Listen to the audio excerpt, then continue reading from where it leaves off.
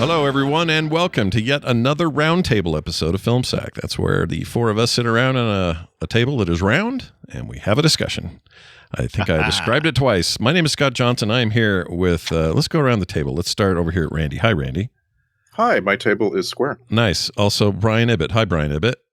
Why do I have a corner? Why am I always stuck on the corner? You have to buff that out and make it round before the end of the show. Nobody puts Brian in the corner. That's right. And then, of course, Brian Dunaway. Hi, Brian Dunaway.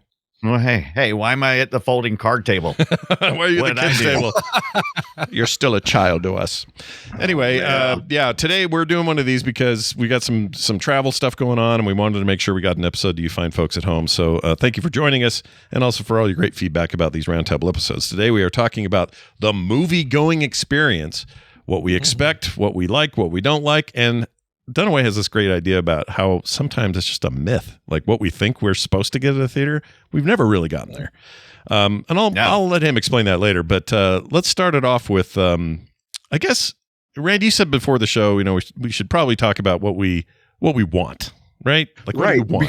Because we just had the Oscars a month ago, and at the Oscars, the director who won Best Picture got up on stage, finished the show by imploring people to go see movies in theaters and to keep that business alive. Like, he wasn't making a big argument about museums or, like any other place where you might go see art, right? An experience. He wants to see the business of going to see movies kept afloat. And it's been floundering. It's been falling down for years and years. And we hear from a lot of people who just don't go to theaters anymore. Mm-hmm. And there were some reactions, by the way, to that Oscar moment where people were just like, no, screw you. I don't like you now. Because, this is such a contentious subject. So like the first thing I always think is, why don't I go to the movies? There's some really obvious reasons, right? Like, it's expensive. Mm-hmm. Like, most people are priced out of going to the movies, period. That's it. Yeah. That's the biggest thing. But like, there's other things. And some of those things differ from person to person. Yeah. Like, I personally, I really like being able to pause a movie.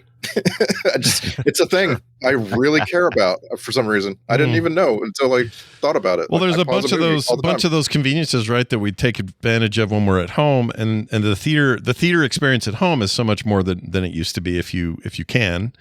But also, like you said, even people who used to go to the movie more frequently maybe are priced out of doing it frequently. They might go once in a while, like it's some big deal's happening. Especially if you're paying for a whole family and you're getting popcorn and drinks and all that sort of thing. I mean, that is easily $100 experience, if not more than that. Yeah, which is kind of ridiculous if you think about it, because we used to be able to do that for like, I don't know, $20. I would go take all the little kids in the 90s. And back we had the dollar movies. Like, you could, it wasn't just a Tuesday afternoon thing. There was like theaters that had movies that had been out for a few weeks, but you could go see them for $1. Popcorn was maybe $3 or $4 for the giant tub. Yeah. A drink was a couple bucks. I mean, you could, a family of $4, $20 easily. Yeah. So easy. Yeah. So as somebody who Ibbett, you're probably the most frequent moviegoer here in terms of like theater experience, theaters. Sure. I was even on a TV news channel with the subhead underneath me, Brian Ibbett, moviegoer. Moviegoer. Exactly. Perfect name. Perfect name for you. So the fact that you are that guy more than the rest of us, and you do it, you have a membership thing happening, which helps, right? Totally helps. Do you think that's the future of everything? Like, if movie theaters are meant to survive, it's going to be through those incentives, or else forget it, we're done. I think so, because it's taken out the decision of, is this a movie that's worth paying $20 a ticket or $15 a ticket to go see? When you pay $20 for the whole month, every week you're saying, all right, what do we want to see this week? What do we want to go to the theater and see? And that barrier to entry of, Ash looks really good, but maybe we could wait for streaming on that one because I don't want to pay $40 for the two of us to see it. Right. It takes out that whole decision, and we end up seeing some things in theaters that maybe we're getting a better experience by being around a group of people. Ash, not a good example of this because there were exactly 6 of us in the theater, and the guy 2 seats away from me completely fell asleep. Even during the loudest movie, I did not check to see if he was dead. He might have been dead. Might have been dead. Wow. Might have been dead. Yeah. But I want to drill in on one thing, Ibit. Sure. And that is the sunk cost feeling when you go to the movies and you start realizing I don't like what I'm seeing right now. Though at the end of our last episode of Film Sec, we watched The Electric State. We got a message from a person who was like, I walked out of Machete because I had taken a date. I was on a date.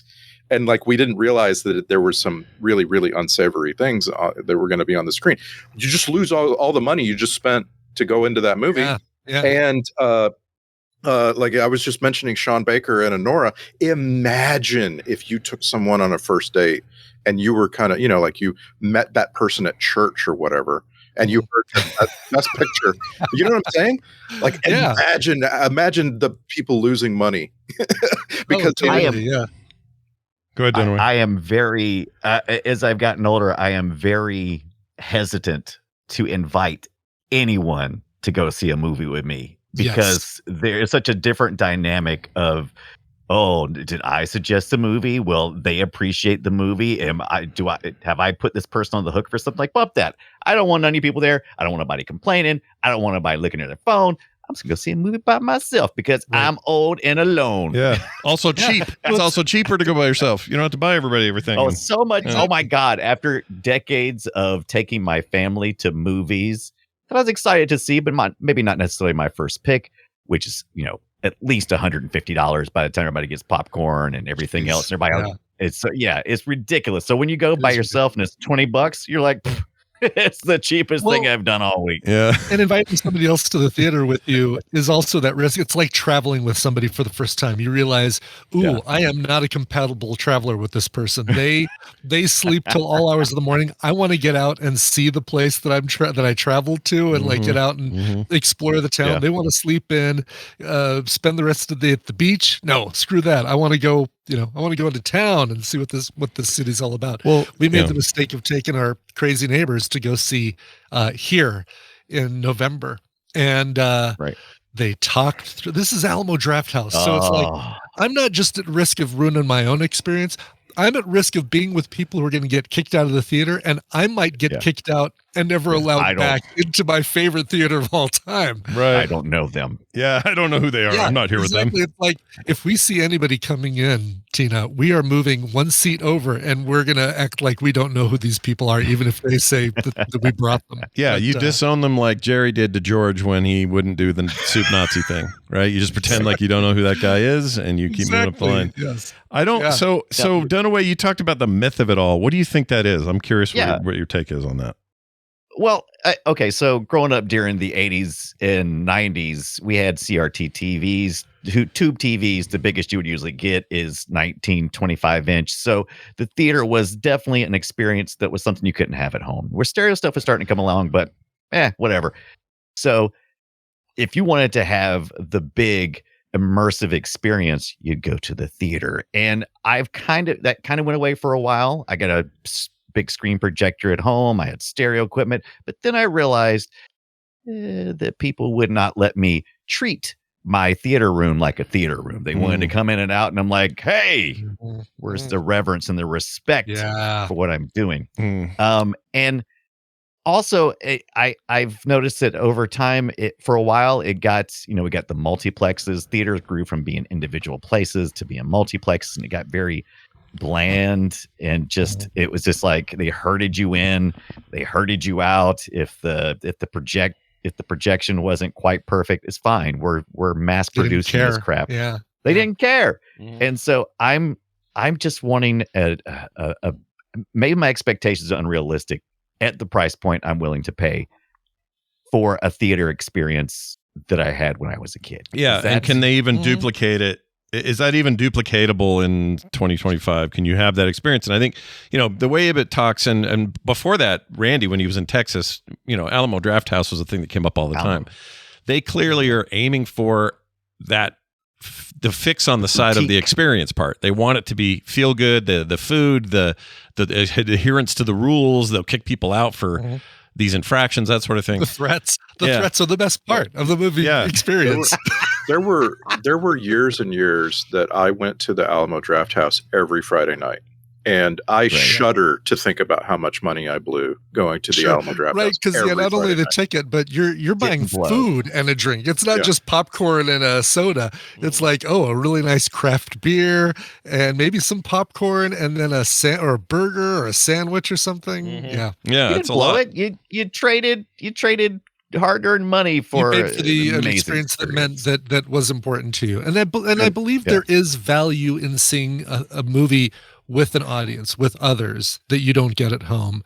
There's for some people, like there's going to be people listening who are like, my agoraphobia or whatever, I don't want people around. Right. Like there are people who actually appreciate movies more when they don't sense another person next to them. I don't know how that works, but there are people who they are going to enjoy it more if they're in a vacuum, by themselves. You'd say that too. I can't not be aware of a person next to me, even if they're quiet, even if they're not making a sound, not moving.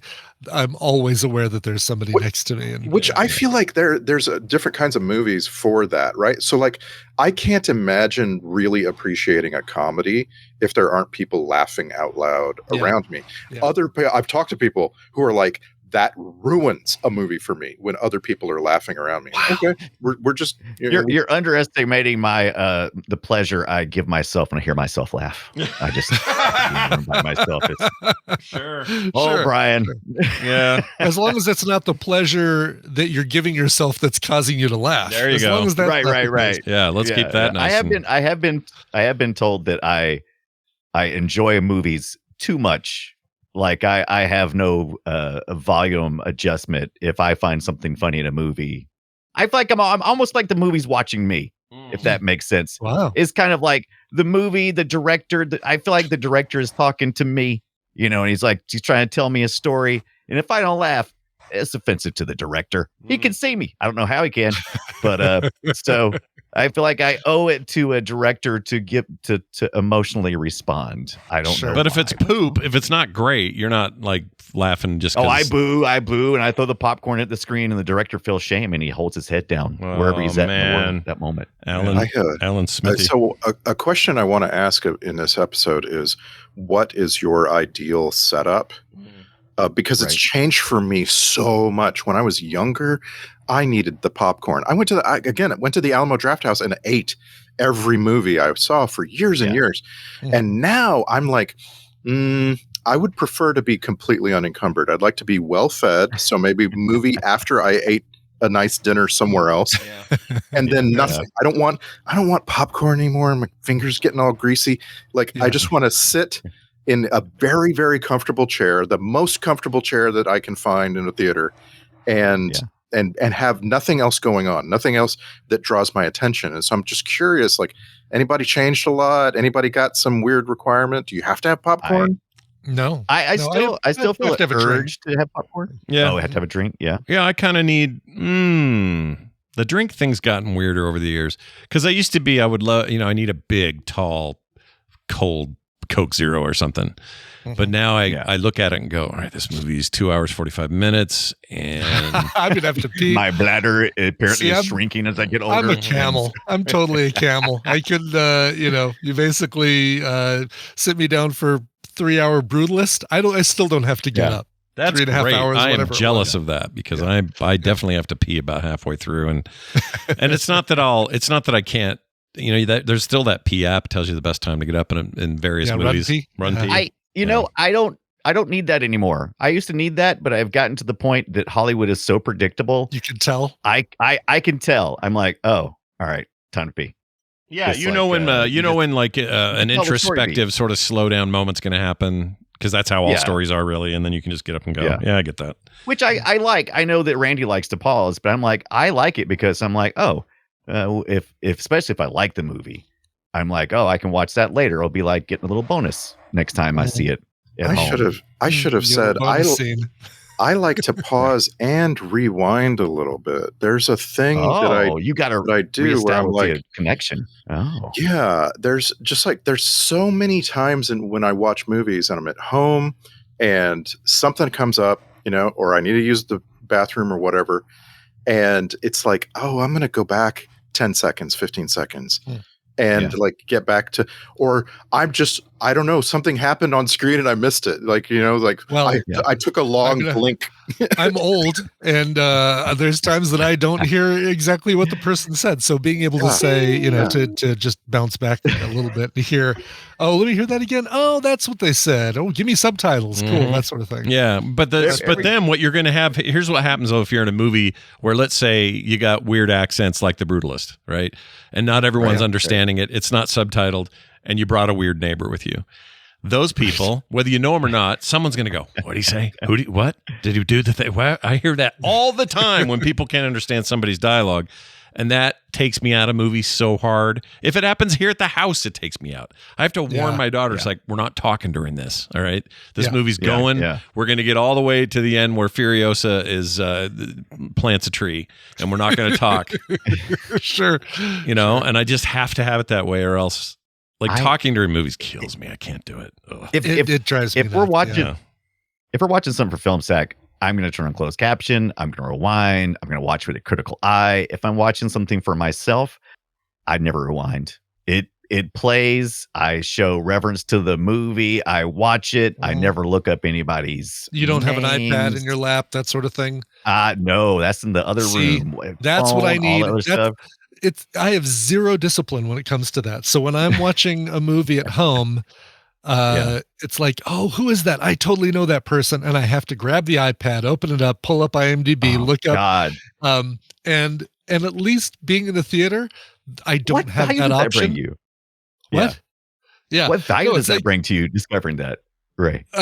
Discovering that I don't have any discovering looking up someone's name. What benefit of being able to say, oh yeah, they were in, such and such TV show. Oh, I do the same thing. White Lotus. I do the same thing. I like second screen. Shut your brain up. Second no benefit. Second screen can be fun if it's a thing you've already seen, or it's old, or you're a little less invested. And so I do that too. I'm exactly the same. I like to be able to just grab my phone and go, wait a minute, I know that guy. And it drives everybody in the room crazy a little bit because they don't think I should be doing that. That's why that theater experience is so important to me, because it forces me to not allow any other distractions. I can't talk to Teen. I can't say, oh, I meant to tell you I saw so-and-so at the store. Can't do that. I'll do that during a theater or a movie at home, but it just forces me to say no distractions. Give me exactly what the director wants me to see, the way he wants me to see it, without food in my lap, without a phone on my arm, or an iPad or whatever. A cat. Oh yeah, cats. So lovely. I wish we could bring cats to the theater. People bring blankets. Why can't they bring cats? Yeah, I agree. Something else that I just feel really needs to be mentioned is that for a lot of people, their perception of their options when it comes to going to the movies is very bad options. There's a lot of people who they live out in the country. The nearest actual city only has one real theater. It's not a good one. There's a lot of pushback, toward this thing where a Hollywood star is standing on a stage wearing a tuxedo saying, go to the movies, where people are like, I can't, or I won't. Sure. Yeah. You need to understand that a lot of options are bad options. I personally live 5 minutes away from one of the best movie theaters in the world. And so I have a really hard time remembering what it was like. I grew up in a town that didn't have a movie theater, and we had to drive to a different town, and it was crappy. So I get that. I think for a lot of this discussion, people aren't in the discussion in the first place. Yeah, but also to your point, let me tack onto that real quick. If somebody in some Hollywood wienerhead gets up in the middle of an award show and says, please go to the theaters, here's what I know. A, they don't have the problems other people do about going to theaters, money, distance, the quality. They're not worried about any of that. And 90% of those people up there, with some exceptions, are not watching these movies in theaters. They have their own gigantic home theaters, and they get previews, and they get like pre-release versions of films that they get to review. This is one of those things. I'm not a real big fan of the whole, the Hollywood elite, they're out of touch with. In this case, they are, dude. This is them going, they tell us the business is in trouble. I guess I got to say this. My agent says I have to do it or else the studio's going to be mad. But they don't do it either. They're right. They're home with the convenience. They've got their own little Nicole Kidman AMC theaters. We come to this place for entertainment. That's private right. theaters in their houses. That's right. Yeah. That's exactly it's a great example, because she is. Every time she does it, I'm like, whatever. You're full of shit. Exactly. I get furious at Hollywood and their lack of real investment in theaters. These mofos see the theater is like an inconvenience in lots of ways. They do not. Reason why popcorn drinks so high, we all know, is because that's all theaters have to pay for, that big ass air conditioned theater and parking lot and everything else, employees. That's what they get their money on. They don't get anything from Hollywood. And yet Hollywood is kind of like, we're not worried about the distribution model. They'll figure it out. It is like, no, you should worry about it, because that's how I experience your movie. You should be concerned about the health of it. I mean, I'm not saying take it over, because I thought about that too. I'm saying that maybe help a theater out, man. Help help the experience be better, because if my experience going into the theater is good, that I'm going to enjoy your movie. Yeah, and we don't just mean Tarantino renovating some San Francisco theater that's been dead for. That's amazing. Yeah, I mean that's cool, but that's not what we mean. Like we need if indeed the business relies on these chains and megaplexes, then maybe. And if they're so concerned about it, they should probably do more, because all the money for theaters is concessions. All the money in Hollywood is the films themselves, wherever they're distributed. So they're not motivated. Except once in a while, someone get up and go, we really need to go to the cinema. Now, excuse me while I take my freaking 400-mile limo back to my giant home theater. Right, exactly. Okay, I want to push back on one part of that, and it was the very beginning where you referred to, these like pinheads, these people who are out of touch, because I really don't think people like Sean Baker or Christopher Nolan are as much out of touch and just want money as they are thinking about what they're doing as they're doing it.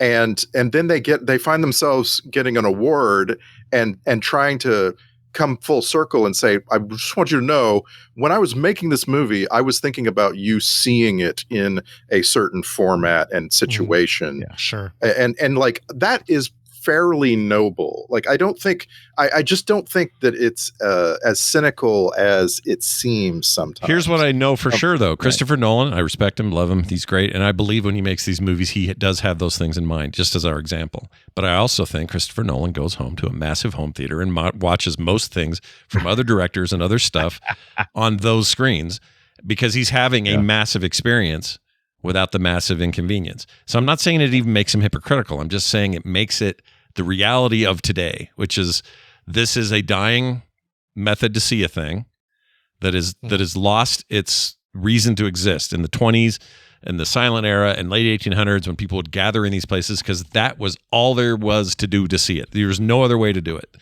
Now we have a million ways to do it, including on a bus with headphones on and your phone in your lap. And as much as someone may decry that, like David Lynch, it's still a way people do it, whether we like it or not. And there's a whole generation of people that is the only way they're doing it. So they have to at least acknowledge that and not go, can we get back to the basics of the thing? It's like, no, you also need to change with it. Like whatever that means. And if your goal is to make me go into a big megaplex full of people, you want to make that the standard again, then you've got to do whatever it takes to make it amazing, affordable, and reasonable. Yeah. Those last two things are the same. I want to I want to be aware of filmmakers, successful filmmakers who do actually go to the movies. Like, and I'm not just talking about John Waters, because John Waters has been spotted going to the movies so many times in his life. But like, there's others, right? So like Jason Reitman purchased a theater in Los Angeles a little while ago. So that, it would be maintained and kept up nice. Yeah. And Jason Reitman has been seen like going to that theater many times. Yeah, I mean, if I could buy my own theater, I'd do this in a heartbeat. I'd invite all my friends all the time, and I would charge for tickets for people I didn't know. Like, I guess that's my point, is that he values that cinematic experience in the way that Dunaway values a CRT hooked up to a VHS machine. So what does he do? He goes and finds those things. But for everyone else, these things are not readily accessible, affordable, or available. So unless Jason Reitman wants to say, I'm going to put theaters in every small town to major city across this country, and we're going to change the way people go to movie theaters, well, then now you're talking. But he's not going to do that because he knows the writing's on the wall. So I don't want to say that theaters are a dead form of consumption. Obviously, people love it. Ibit, every time he talks about his movie-going experience, with the exception of the people that suck, it's just always this reminder of like, it can be good and it can be regular. What it should be, but and man, prior to the Alamo Drafthouse, that was my regular weekly thing on TMS. Was, oh, dude, guy next to me took his freaking shoes and socks off and put his bare feet on the little divider glass between rows. Yeah, it was happening all the time to you, which always prompted me to say, Brian, do you really think you maybe like going to movies? Because I don't think you do. Here's like when you first announced this was going to be the topic. Here's exactly the visual I had of the perfect movie going experience. In Phantom Menace, Star Wars Phantom Menace, you see the big galactic council and all those little individual pods that you've got all the ETs in one pod and all the hammerheads in another pod. That's what I want, except they've got like little Jetsons glass domes over them. So you're enclosed with your sound, your incredible 12 speaker surround sound, Dolby Atmos rumble seat. You don't hear, you're not aware of people around you. You've got one big screen that we're all pointed at, but we're all in our own little galactic Senate pod. Yeah. You know what? Sign me up. I think that'd be all right. My unreasonable theater would have the following things. It would only have 2 screens because the theater experience is for the theater experience and not necessarily because of the big movie that came out this week. Sure. I would like to do thematics where I would often, when you arrived at the theater, you would be immersed into the experience. I would like to have family rooms where kids, where parents who have young kids could go to if they needed to. Yeah. I'd like to have speakers adjacent to the movie itself with that piped into the bathroom so that Randy wouldn't have to pause the video. He could still hear the movie. Oh, I like that. There's all these little things.